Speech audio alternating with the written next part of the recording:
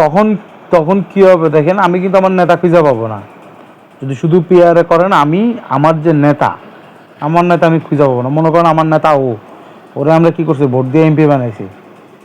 ওরে কি, যদি মনে করেন পিয়ার হয়, এখন রাজনৈতিক দল মনে করলো যে ওরে এমপি বানাবে না, আরেকজন এমপি বানাবে, তাহলে কী হবে?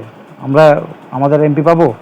এলাকায় কোনো একটা সমস্যা হয়েছে, আমরা কোথায় যাচ্ছি? এমপির কাছে যাচ্ছি।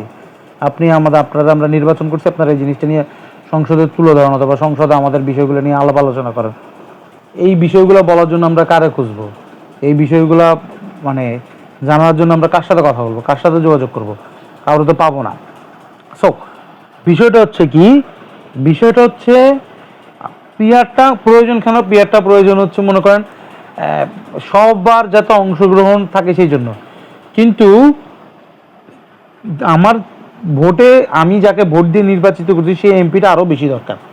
পিয়ারটা স্বচ্ছতা ইনশিওরের জন্য, তারপরে মনে করেন অন্যান্য যে বিষয়াদি আছে জবাবদিহিতা ইনশিওর করার জন্য এই জিনিসগুলো করা যেতে পারে। কিন্তু শুধু পিয়ার এটা আসলে পসিবল না। কারণ হচ্ছে আমরা রাজনৈতিক নেতৃবৃন্দদের অংশগ্রহণ যেমন চাই পার্লামেন্টে, আমরা আমার নেতাকেও তেমন চাই। আমি যে জেলায় আছি আমার নেতাকেও কিন্তু থাকতে হবে। বিষয়টা পুরোটা হচ্ছে এটা। আর পিয়ারের মানেটা হচ্ছে, আমি আপনাদেরকে আবারও বুঝে দিতেছি, পিয়ার মানেটা হচ্ছে মনে করেন টোটাল 10টা সিট আছে একটা জেলাতে। 10টা সিটে মনে করেন একটা দল টোটাল 20% ভোট পাইছে, 20% অথবা 10% ভোট পাইছে। 10% ভোট পাওয়া মানে 10টা সিটের মধ্যে একটা সিট কাকে দিতে হবে? ওই যে হচ্ছে যে 10% ভোট পাইছে তাকে একটা সিট দিতে হবে, যে 20% ভোট পাইছে তাকে 2টা সিট দিতে হবে, যে 30% ভোট পাইছে তাকে 3টা সিট দিতে হবে। 3টে এমপি দিবে, কিন্তু কোন নির্দিষ্ট এমপিটা কিন্তু নির্দিষ্ট থাকে না। সো এটা হচ্ছে একটা প্রবলেম। তো পিয়ারটা হচ্ছে এটা। হ্যাঁ, পিয়ারটা থাকা উচিত কেন? আমি আবারও বলছি যে পিয়ারটা থাকা উচিত, কিন্তু বেশি যেটা থাকা উচিত সেটা হচ্ছে আমার নির্বাচিত এমপি। আমার নির্বাচিত এমপি এটা থাকা উচিতই, এটা এটা 100%। কেউ যদি বলে কোনো, বর্তমানে যে শুনতেছি যে শুধু পিয়ারেই নির্বাচন যাইতে হবে, মানে পিয়ার পদ্ধতি ছাড়া অন্য কোনো পদ্ধতিতে নির্বাচন, এটা মানে এই জিনিসটা করা একটা আত্মঘাতিক বিষয়। কারণ হচ্ছে আমি আমার এমপিকে চিনব না, এটা করা যাবে না।